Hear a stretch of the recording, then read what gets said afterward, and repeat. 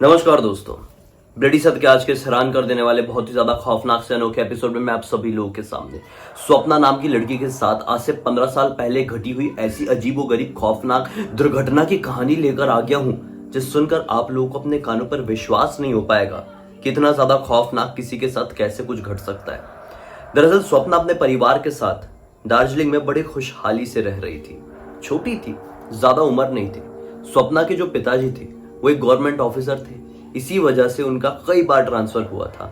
एक जगह से दूसरी जगह वो लोग अक्सर ट्रैवल किया करते थे और स्टे करते थे अपने परिवार के साथ। लेकिन ऐसा है कि जब से ये लोग दार्जिलिंग आए थे, काफी समय से इनको कहीं ट्रांसफर या फिर एक तरीके से प्रमोशन ऐसा नहीं मिल रहा था।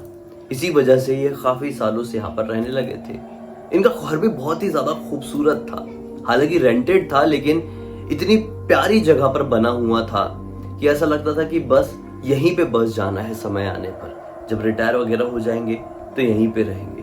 खूबसूरत वादियां थी, चारों तरफ पहाड़, सुंदरता के बीच में इनका घर था।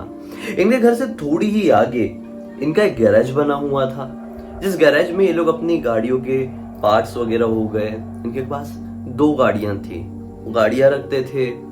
और ऐसा था ना भाई कि सब कुछ अच्छे से इन लोगों का चल रहा था, किसी तरह की कोई प्रॉब्लम नहीं थी। क्लास 10th में ये लड़की पहुंच चुकी थी स्वप्ना। अब ऐसा हुआ कि बोर्ड एग्जाम्स के टाइम आ गए थे और ये पढ़ाई में बहुत ज्यादा व्यस्त रहने लगी थी। स्कूल्स में इसको छुट्टी मिल गई थी। कई बार कई स्कूल्स में ऐसा होता है कि जब बोर्ड एग्जाम्स आने वाले होते हैं तो बच्चों को छुट्टी दे दी जाती है। अब घर पे रहो और घर पे रहते ही पढ़ाई करो, और क्योंकि स्कूल में सारा कोर्स कंप्लीट हो चुका है और एग्जाम के टाइम पे एग्जाम देने के लिए आ जाओ। तो स्वप्ना को छुट्टी मिली हुई थी और एक घर पे प्रिपरेशन कर रही थी। इसका स्कूल जाने का भी मैं सिस्टम बता देता हूँ। ऐसा था कुछ कि इसके जो पिताजी थे और इसकी जो माताजी थी, दोनों को ही कार चलाते आती थी। तो अपनी बच्ची को अपनी ही कार से ड्रॉप करते थे, कभी पिताजी तो कभी माताजी, जिसको भी टाइम मिला। और फिर इसका स्कूल खत्म हो जाता था तो कार से लेने आ जाते थे और फिर घर पे आ जाते थे इसको साथ में लेके। भाई इसकी छुट्टी 4 बजे हुआ करती थी शाम के।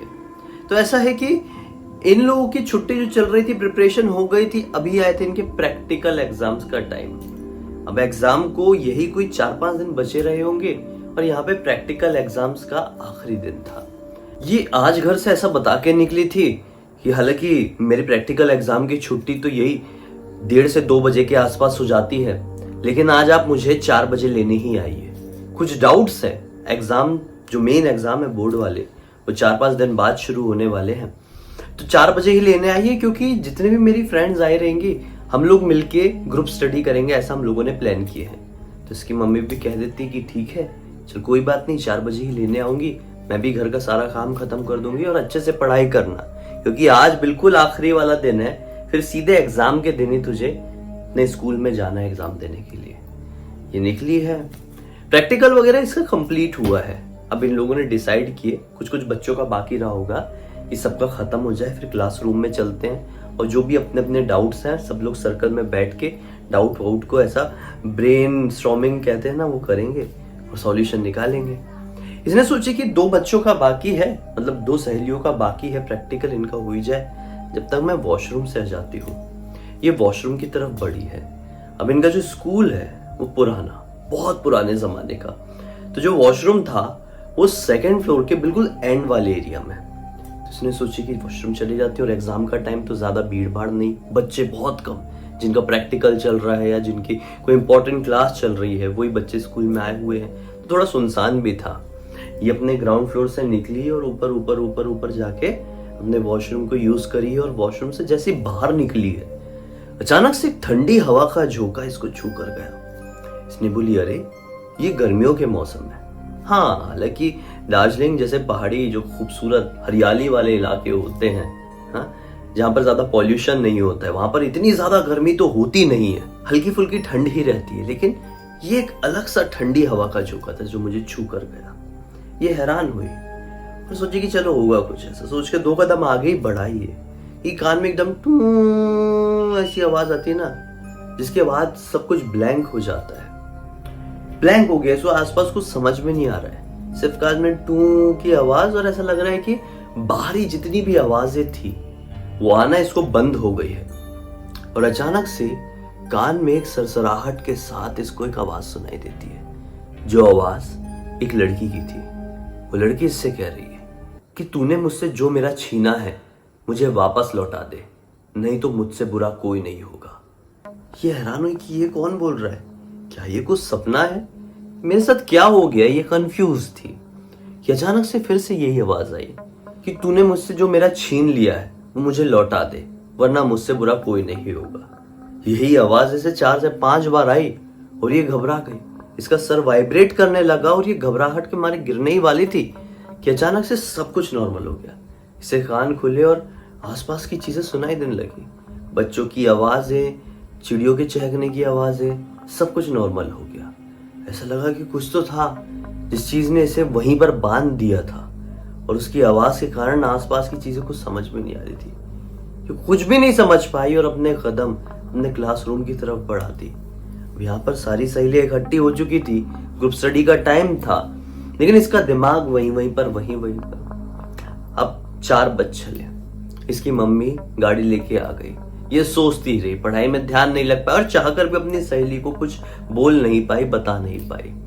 ये मम्मी की कार में बैठ गई और घर पहुंच गई, कुछ नहीं बोली। मम्मी ने पूछी भी रास्ते में, क्या हो गया बेटा, इतना शांत शांत क्यों लग रही है, अच्छे से पढ़ाई नहीं हो पाई क्या? तो उसने बोली कि नहीं मम्मी, सब कुछ ठीक है, कोई प्रॉब्लम नहीं है। खैर घर पहुंच गए। मम्मी को भी ऐसा लगा हो सकता है एग्जाम का टाइम आने वाला है और बच्चे कई बार स्ट्रेस लेते हैं, तो नॉर्मल है, ठीक हो जाएगी। खाना वाना भी बहुत कम खाई क्योंकि घबराहट बहुत ज्यादा कि ऐसा क्यों हुआ। अब जैसे ये सोने के लिए गई है, एक झपकी ली ही है कि ऐसा लगा किसी ने उठाया इसको। अपने कमरे में आंख खोलकर देखी तो इसके अलावा कोई और नहीं था, लेकिन जैसे ही उठ के देखी है कि फिर से ऐसा सर वाइब्रेट जैसा हुआ और फिर सारी आवाजें फिर से बंद गई। पंखे की आवाजें नहीं आ रही है, आसपास की सारी आवाजें ब्लैंक, जैसा कि सुबह हुआ था, मतलब स्कूल में हुआ था। और फिर ये आवाज आई कि अब आजा मेरे पीछे, मैं तुझे सब कुछ बताती हूँ। ये हैरान हो गई कि क्या है। ये ना चाहकर भी अपने बिस्तर से उठी, अपने कमरे से बाहर निकली और फिर घर से बाहर दूसरे कमरे में सो रहे इसके मम्मी पापा को कुछ भी अंदाजा नहीं था कि हमारी बच्ची के साथ क्या हो रहा है उसके कमरे में। उठ के अपने कमरे से बाहर निकल गई, घर से बाहर निकल के थोड़ी दूर जाकर वो गैराज में पहुंच गई। वो पता नहीं ऐसा क्यों कर रही थी, उसको पता था मैं ये कर रही हूँ, लेकिन क्यों कर रही हूँ ये नहीं पता था। रात के तकरीबन 1 बजे ये अपने गैराज में पहुंची है, शटर खोली है और फिर अचानक से अंदर जाके जोर से चीख पड़ी और इसकी चीख के साथ ये होश में आई, जैसे कि इसने खुद को होश में लाई हो चीख के। लेकिन ये चीखी क्यों? इसने अपने सामने अपनी एक सहेली को अपने उस गैराज के अंदर बंद देखी, इसलिए चीख पड़ी। ये सहेली इसकी बहुत पुरानी, इसकी बचपन की दोस्ती, जब से दार्जिलिंग आई हुई थी, जब से स्कूल में पढ़ रही थी, तब से यहाँ पर थी। हालांकि दूसरे स्कूल में पढ़ा करती थी, लेकिन एक समय में ये लोग एक ही एरिया में रहा करते थे, तब से इसको पहचानती थी। लेकिन ये इस वक्त रात के 1 बजे के आसपास इसके बंद गैराज में क्या कर रही है, इसलिए उसको देख के अपनी स्वप्ना चीख पड़ी थी। स्वप्ना ने उससे पूछा कि नेहा तू यहाँ पर क्या कर रही है? नेहा ने स्वप्ना की जैसी ये बात सुनी जोर जोर से रोने लगी। स्वप्ना को कुछ भी समझ में नहीं आई कि क्या हो रहा है। गैराज बंद था, मैं अचानक से सो रही थी आराम से यार, किसी ने मुझे झंझोड़ कर उठाया और मैं अपने आप यहाँ पर पहुंची। मैंने पाई कि मेरी सहेली गैराज में बंद है। उसे पूछने की कोशिश की, लेकिन जितना वो पूछ रही थी, सामने बैठी उसकी लाल कपड़ों वाली वो दोस्त, जिसका नाम नेहा था, बचपन की ये दोस्त, और जोर जोर से रोने लग रही थी। इसने बोली कि ठीक है, कुछ नहीं बताने की हिम्मत हो रही है, एक काम कर, मेरे कमरे मेरे साथ चल, वहीं पर लेट। ये उसको लेके जाने लगी तो नेहा बोलती नहीं मैं तेरे साथ नहीं आ सकती। उसने उसके जो ड्रेस था उसमें एक जेब भी बना हुआ था, जेब से एक लेटर निकाल के स्वप्ना की तरफ बढ़ा दी और बोली कि ये लेटर तुम मेरे मम्मी पापा को दे देना, मैं जा रही हूँ, मैं कभी नहीं आऊंगी। ये बोलती कैसी बात कर रही है तू क्यों जा रही है? सामने खड़ी हुई नेहा कहती है कि तूने मुझसे मेरा बॉयफ्रेंड छीन लिया है ना, तो बहुत खुश होगी, फिर भी मैं तुझसे मिलने आई हूँ, तो बस ये लेटर दे देना, इतना काम कर देना, वरना तूने तो मेरा सब कुछ बर्बाद कर ही दिया है। अब ये सुनकर स्वप्ना हैरान हो गई, क्योंकि ये जो नेहा है, जिस लड़के की बात कर रही है, वो लड़का स्वप्ना का भी बचपन का दोस्त है। स्वप्ना ने नेहा से कही कि नेहा तू जानती है कि वो मेरा दोस्त है। जैसे तू मेरी बचपन की दोस्त है वैसा वो भी है। तुम दोनों में मैंने कभी फर्क नहीं की। अरे तू क्या बात कर रही है यार, तुझे इतना यकीन नहीं हो रहा है, तू ऐसा रिएक्ट कर रही है, इतने बजे घर से बाहर है। तो एक काम कर, अब तो मेरे घर में चल ही, सुबह मैं अपने मम्मी पापा को लेकर तेरे घर पर चलूंगी और ये सारी बातें क्लियर करूंगी भाई कि वो जो लड़का है जो तेरा बॉयफ्रेंड है उसका और मेरा रिश्ता कैसा है, मेरे घर वालों को भी पता है। चल चुपचाप रोना बंद कर। ऐसा करके स्वप्ना ने नेहा को समझाई और पकड़ के अपने घर पर लेके आने लगी। वो अभी भी रो रही थी, पूरे रास्ते में रो रही थी। अभी जैसे वो अपने घर के अंदर पहुंची तो पाई कि अंदर कमरे में उसके मम्मी पापा सो ही रहे हैं। ये नेहा को डायरेक्टली अपने कमरे में अंदर लेकर आ गई, फिर अपने बिस्तर में बोली कि यहाँ पे लेट जा, यहाँ पे आराम कर। तो नेहा ने वो लेटर अपने तकिया के नीचे ऐसा आधा रख दी और वहीं पर लेट गई और स्वप्ना भी लेट गई। स्वप्ना घबराई हुई थी, टेंशन में भी थी, सोची कि सो जाती हूँ जल्दी जल्दी, सुबह उठ के इसके साथ जाने से घर पे क्या कर रही है। अब इसी सोच सोच के साथ इसको नींद लग गई। अब जब वापस से इसकी नींद खुली तो सुबह के 6:30 बज रहे थे। ये बिस्तर में अकेली थी, कमरा इसका अंदर से ही बंद था, यहाँ पर नेहा नहीं थी। इसको ऐसा लगा कि नेहा हो सकता है वॉशरूम में गई हो, लेकिन वॉशरूम भी नॉर्मल था, अंदर कोई भी नहीं था। इसने सोची कि सुबह सुबह निकल तो नहीं गई, मम्मी को मालूम होगा। ये दरवाजा खोली, मम्मी से पूछी तो मम्मी बोलती क्या बात कर रही है, कहाँ है नेहा? नेहा नहीं आई यहाँ पे, मुझे नहीं दिखाई दी। ये घबरा गई, वापस आई और वो लेटर पर इसकी नजर पड़ी जो नेहा ने अपनी तकिया के नीचे आधा फंसा के रखी थी। वो लेटर इसने उठाई है, कितने में इसके पापा आ गए।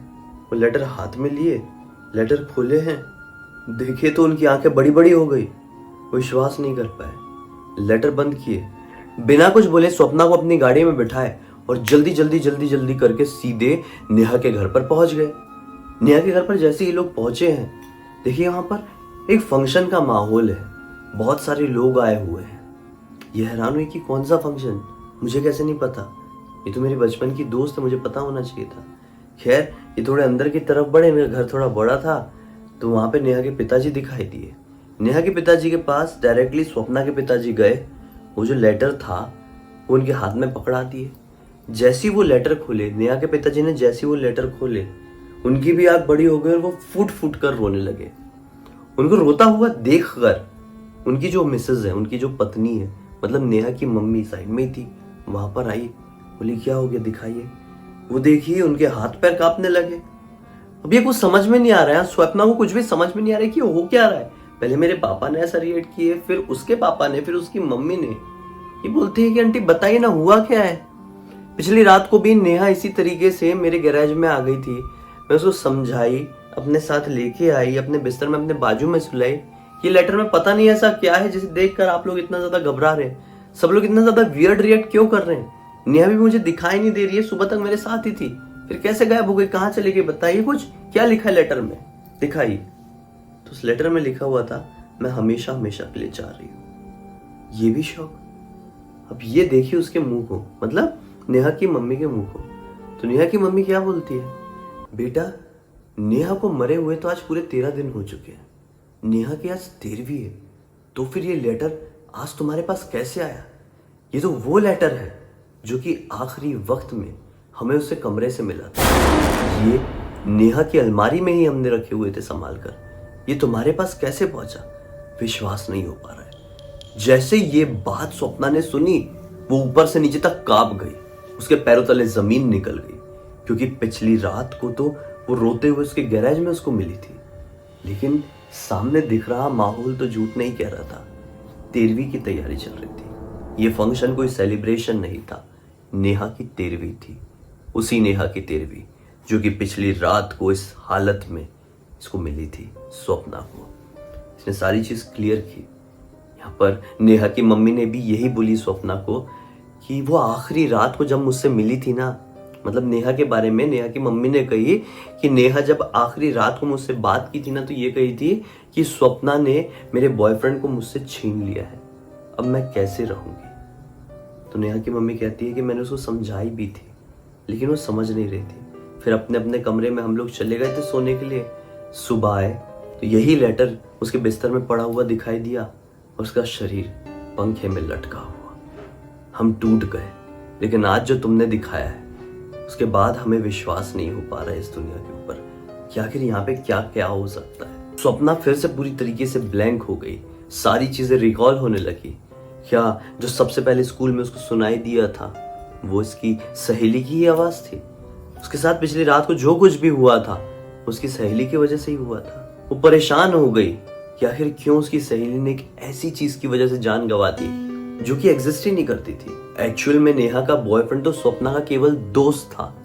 एक गलत फहमी के चलते एक लड़की ने ऐसा कदम उठा लिया जिसकी वजह से अब उसकी आत्मा पता नहीं कब तक भटकती रहेगी। उसके बाद से स्वप्ना के गैरेज में जो कोई भी गया वो पोजेस हो गया। स्वप्ना खुद 4 बार पोजेस हुई, जब सब लोगों को ये समझ में आया कि ये पोजेशन का कारण कुछ और नहीं बल्कि ये है कि नेहा की आत्मा ने स्वप्ना के गैरेज में डेरा डाल लिया है, ताकि या तो वो किसी के थ्रू अपना मकसद पूरा कर सके या तो फिर स्वप्ना से अपना बदला ले सके।